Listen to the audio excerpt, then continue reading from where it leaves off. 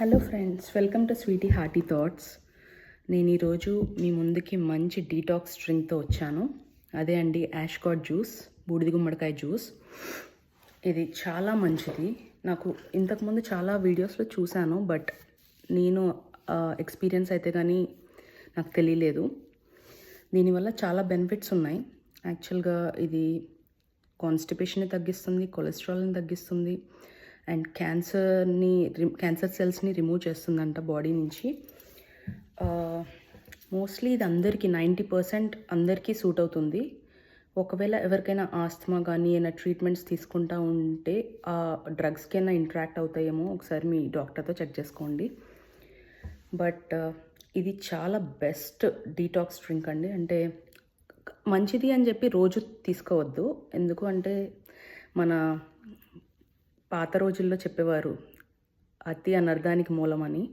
So once or twice a week తీసుకోండి. ఎందుకంటే ఇది డీటాక్స్ డ్రింక్, మనకి న్యూట్రిషియస్ కాదు. అంటే టాక్సిన్స్ ఏమైనా ఉంటే ఫ్లష్ అవుట్ చేస్తుంది.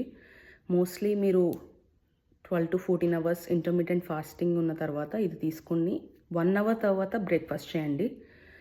సో మీరే అబ్జర్వ్ చేస్తారు చేంజెస్.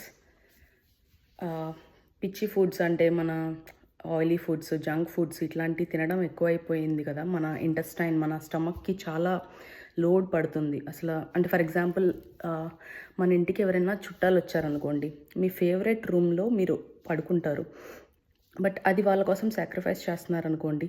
బట్ వాళ్ళు ఎక్కువ రోజులు అట్లాగే ఉంటుంటే మీరు ఓవర్గా సాక్రిఫైస్ చేయాల్సి వస్తుంది. అట్లాగే మన బాడీ టాక్సిన్స్తో ఓవర్లోడ్ అయిపోయి ఒకేసారి బర్స్ట్ అయిపోతుంది.